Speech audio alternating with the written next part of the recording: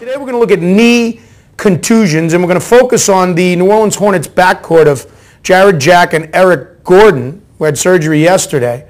And first of all, when we look at New Orleans, they lost C-3PO, and now they lose their backcourt, both to injuries. So New Orleans and knee contusions. Let's talk about it, Jeff. You know, I've gotten a lot of questions as to why a simple bruise is keeping Gordon out as long as it has and why he ultimately needed surgery.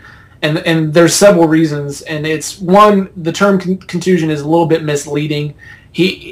When a bone is bruised, there's some microfracturing going on at the surface.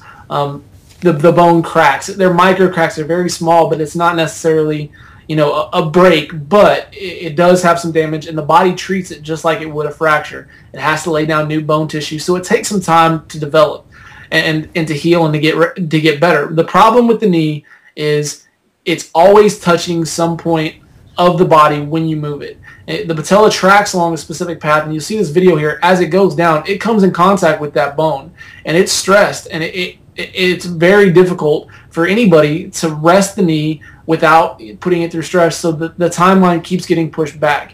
Now, with Gordon, they've had surgery. They won't really say what exactly the surgery was for, if it was for the kneecap or if there was something else going on, if he had some loose bodies floating around in there.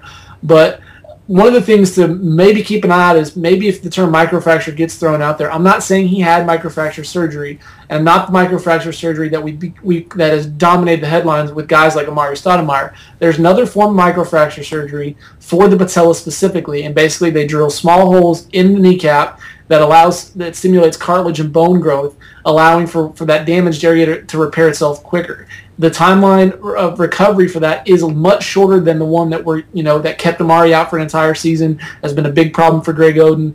And you can be back anywhere from 6 to 8 weeks. I haven't really heard of a whole lot of basketball players having that, but Grady Sizemore of the Indians had it a couple this past season, and a couple years back, Marcus Colston of the New Orleans Saints had the same thing. Missed about 6 to 8 weeks, but was back playing. So that could have been what they did here if it truly was a knee contusion that resulted in the surgery.